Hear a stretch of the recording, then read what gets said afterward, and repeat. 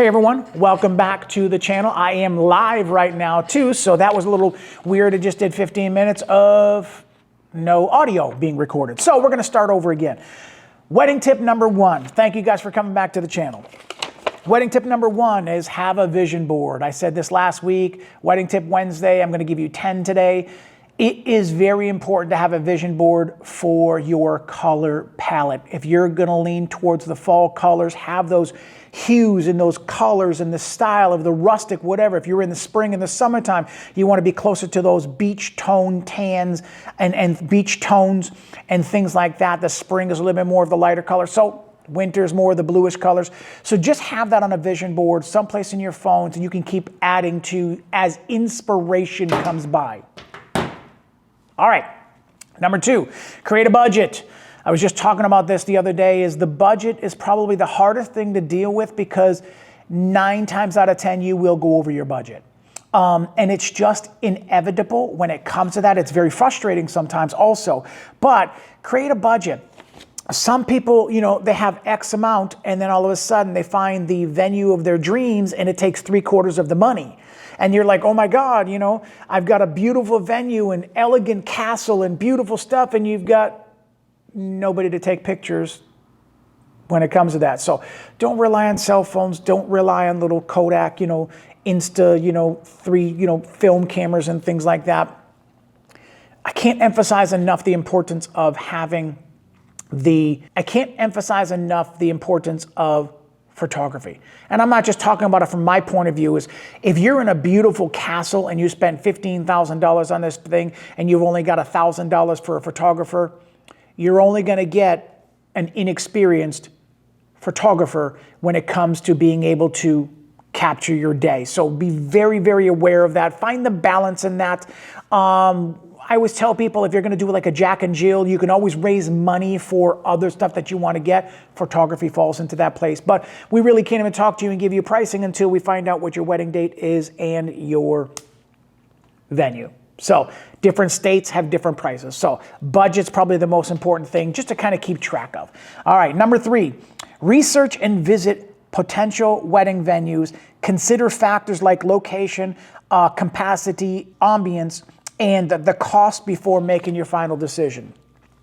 When you're doing your venue, some people will just gravitate right to X venue, and there's nothing wrong with that. I don't care if I'm driving 45 minutes to get to where I gotta go, they'll compensate for that. So I had a wedding client the other day that was going 5 minutes from their house for the church and then 10 minutes to the venue, and they were considering a separate venue that was gonna add 45 minutes of a drive and 30 minutes of a drive.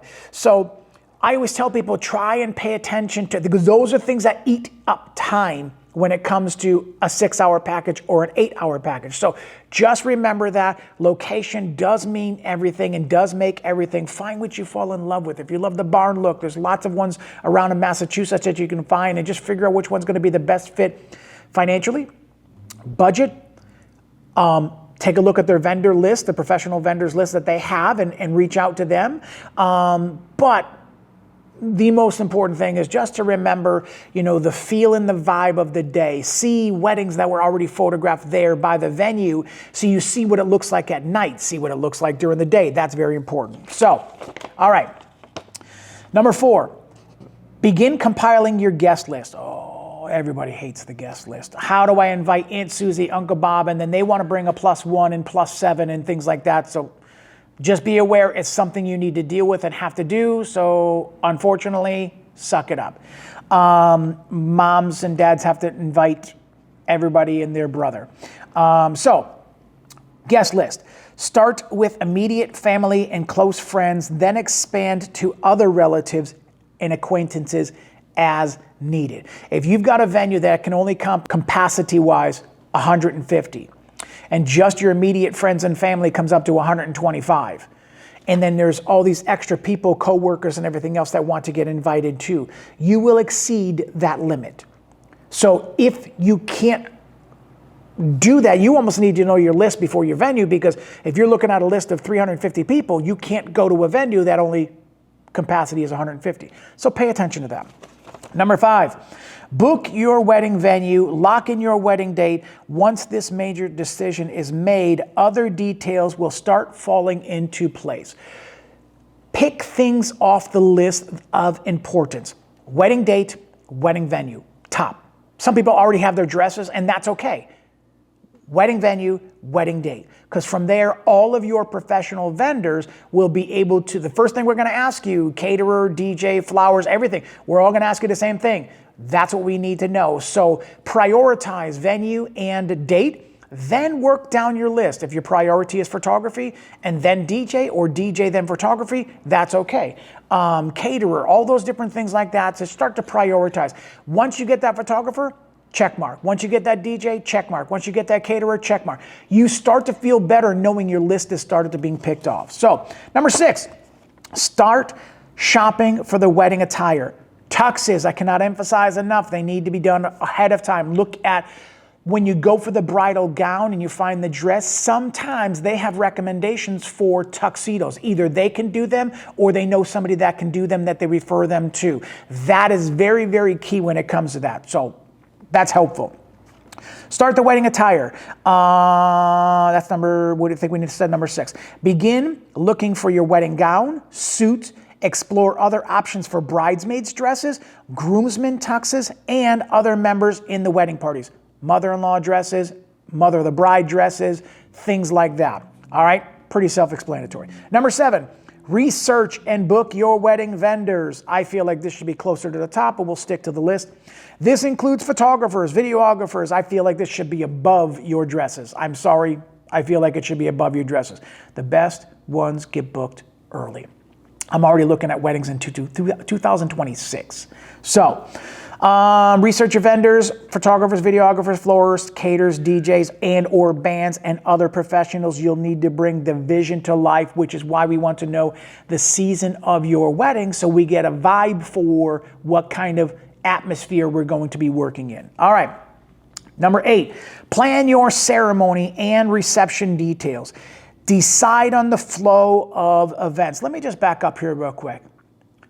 Deciding on the flow, itineraries. I'm going to put this in, this is a little bonus for you, in between 7 and 8. When you get to that DJ, if you do not have a wedding planner or a wedding coordinator, the DJ is the one that runs point. It runs point. You want to find a DJ that is ridiculously anal to the point of finding and staying online and on task with your flow and itinerary. Now, the DJ doesn't start until the cocktail hour. So remember now, the photographer comes into play with keeping everybody on schedule. So find a photographer that is anally on track and on time with making sure everybody, I can't control if the bride is late. When it comes to the ceremony starting on time, it's the bride and groom that dictate the attendance starting on time and the wedding starting on time and the ceremony starting on time. If Aunt Susie and Uncle Bob is running late, we don't wait. If Grandma and Grandpa are on their way, we wait. So we have to find a way to make up some time. If we're running 15, 20 minutes late, we have to find the time. Arrive early, leave early, arrive early, get there on time. All right, number 8. Plan the ceremony details when it comes to the flow of the events and running the itinerary of your day. Very, very important. Number 9, send out save the date cards to your guests all prior to your wedding. This will give them plenty of time to mark their calendars and make necessary travel arrangements. Very, very important.